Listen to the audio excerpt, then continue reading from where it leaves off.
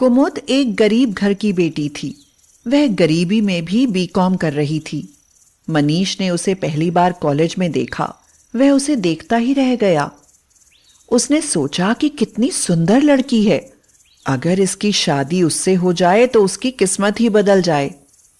एक दिन मनीष उसका पीछा करता हुआ उसके घर पहुंच गया। उसने देखा कि कुमुद तो बहुत गरीब है। घर में 2 चारपाई, कुछ बर्तन और कपड़ों के सिवाय कुछ भी नहीं है। कुमुद के पिता सुखबीर ने मनीष को झांकते हुए देखा तो पूछा, कौन हो साहब? मनीष बोला, क्या ये आपकी बेटी है? हाँ, मेरी ही बेटी है। कोई गलती हो गई उससे क्या? नहीं बाबूजी, कोई गलती नहीं हुई। दरअसल मैं आपकी बेटी का हाथ मांगने आया हूँ। मैं इनसे शादी करना चाहता हूँ। आइए आइए, बैठिए साहब। मगर मैं तो आपको जानता भी नहीं। जानता तो मैं भी आपको नहीं, बस एक बार इन्हें कॉलेज में देखा तभी ये मुझे पसंद आ गई। आज इनका पीछा करते हुए मैं आपसे बात करने आ गया। हम 2 भाई हैं, माँ बाप नहीं है। मैं पढ़ा लिखा हूँ। दोनों भाई साथ में बिजनेस करते हैं। किसी चीज़ की कोई कमी नहीं है। आप चाहें तो पता कर सकते हैं। लेकिन बेटा, हमारे पास तो सिर्फ ये झोपड़पट्टी और सिर्फ बेटी है। मुझे आपकी बेटी के अलावा कुछ नहीं चाहिए। सिर्फ मुझे बेटा कह दीजिए, साहब नहीं। सुखबीर बहुत खुश हुआ। उसके तो भाग खुल गए जो इतना अमीर लड़का उसकी बेटी का हाथ मांगने आया है। सुखबीर ने हाँ कर दी। बहुत साधारण तरीके से कुमुद और मनीष की शादी हो गई। ससुराल में जाकर कुमुद ने देखा तो सोचने लगी, अरे बाप रे, कितना बड़ा घर है। कुमुद की जेठानी सोनिया बोली, क्या सोचने लगी कुमुद? ऐसा घर तो तुमने सपने में भी नहीं देखा होगा। कुमुद को लगा जैसे उसकी जेठानी ने ताना कसा हो। कुमुद को उसकी जेठानी उसके कमरे में ले गई। कुमुद ने उससे कहा, दीदी, बहुत प्यास लगी है। फ्रिज का पियोगी या घड़े का? वैसे फ्रिज का तो तुमने कभी पिया नहीं होगा, नॉर्मल ही ला देती हूँ। सोनिया पानी देकर बोली, अच्छा कुमुद, अब ये कपड़े गहने बदल लो। वैसे भी तुम्हें इतना बोझ लादने की आदत नहीं होगी। मनीष ने कुमुद से कहा, कुमुद, भाभी बहुत बड़े घर की बेटी हैं और पिताजी मरने से पहले सब कुछ बड़े भैया के नाम करके चले गए, इसलिए भाभी को थोड़ा घमंड भी है। लेकिन तुम उनकी किसी बात को दिल पर मत लेना।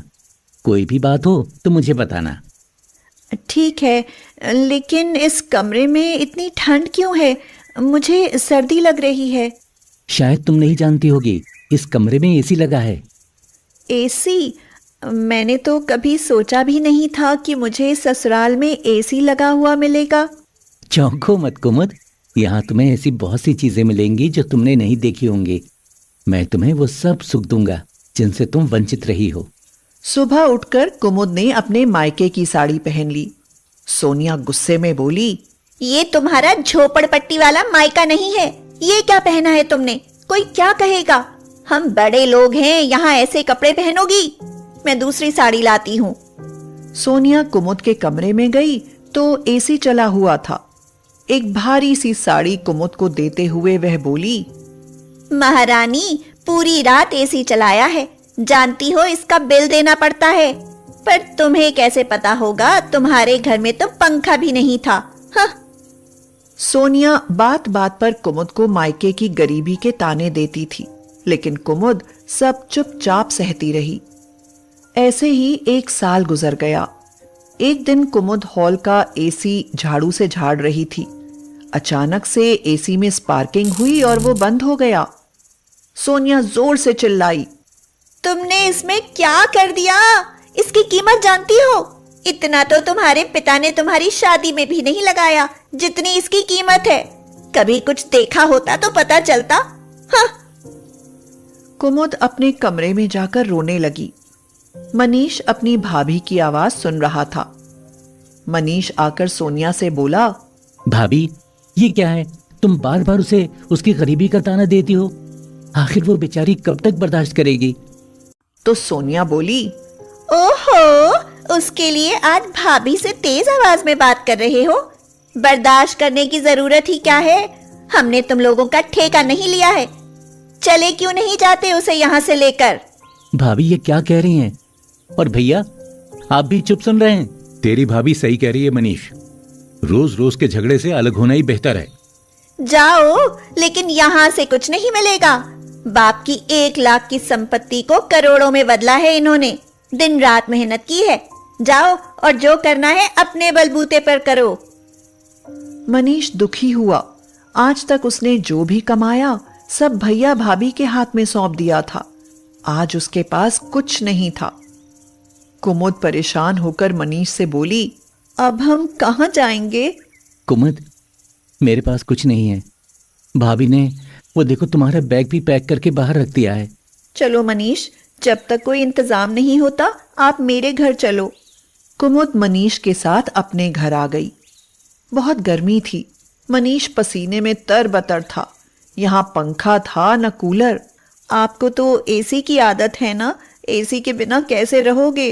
कुमुद, मैं तो रह लूंगा, लेकिन ये देखो तुम्हारे माथे पर भी पसीना है। कुमुद हाथ के पंखे से हवा करने लगी। मनीष उसे प्यार से बोला, रहने दो कुमुद, तुम थक जाओगी। सच बहुत बड़ी बात है बिना एसी के रहना। मैं जल्दी ही कुछ इंतजाम करता हूँ। अगले दिन बाहर से आकर सुखबीर ने कुमुद को लिफाफा दिया। कुमुद ने लिफाफा खोलकर देखा तो वह उसका जॉइनिंग लेटर था। कुमुद खुशी के मारे उछल पड़ी। सुखबीर ने पूछा, क्या हुआ बेटी? तो कुमुद ने कहा, पापा, मेरा बैंक मैनेजर की पोस्ट के लिए जॉइनिंग लेटर आ गया। मेरी नौकरी लग गई। अब वो दिन दूर नहीं कि हमारे घर में भी सभी सुविधाएं होंगी। मनीष बेटा, कहाँ थे तुम? जानते हो कुमुद की नौकरी लग गई। बाबूजी बधाई हो, आज मुझे भी एक बहुत अच्छी नौकरी मिल गई है। सब लोग बहुत खुश थे। कुमुद बोली, मनीष, अपनी पहली सैलरी से हम अपने घर में एसी लगाएंगे ताकि लोगों को भी पता चले कि हम गरीबों के घर में भी एसी है। कुमुद ने अपने पिता के घर में एसी लगवाया। पूरा गांव देखने के लिए टूट पड़ा। पूरे दिन औरतें गर्मी से बचने के लिए कुमुद की मां के पास बैठने लगीं। एक दिन सोनिया और अमित ढूंढते हुए कुमुद के घर के पास आ पहुंचे। सोनिया ने एक लड़के से पूछा, अरे भाई सुनो, क्या कुमुद का घर यही है? तभी कुमुद बाहर निकली और बोली, अरे दीदी और भाई साहब, आप, हम गरीबों के घर आपका कैसे आना हुआ? आवाज सुनकर मनीष भी आंगन में आ गया। आप लोग, किसी ने आप लोगों को यहाँ आते हुए देख तो नहीं लिया? बेकार में आपकी इज्जत खराब हो जाएगी। हमें माफ कर दो कुमुद, तुम घर से क्या आई? हमारे घर की तो लक्ष्मी ही रूठ गई। हाँ मनीष, शेयर मार्केट में मेरा सारा पैसा डूब गया। मैं बर्बाद हो गया। यहाँ तक कि मकान बेचकर कर्जा उतारना पड़ा। भैया, बहुत दुख हुआ सुनकर। वो मकान हमारे दादाजी का था। तुम दोनों हमें माफ कर दो। हमको हमारे किए की सजा मिल गई है। दीदी, ये क्या कह रही हो? आप बड़ी हो, हमसे माफी मत मांगो, हमें आशीर्वाद दो। आओ भैया, भाभी अंदर आकर बैठो। जिस एसी के लिए हमें घर छोड़ना पड़ा, आज हम गरीबों ने भी वो एसी लगा लिया है। हम लोग बहुत खुश हैं। जब तक आपकी कहीं व्यवस्था ना हो, आप हमारे साथ रहो। सोनिया और अमित रोने लगे। तुम दोनों बहुत अच्छे हो। मैंने कुमुद की गरीबी का मजाक उड़ाया और आज मेरे सामने उससे भी ज्यादा बुरे दिन आ गए।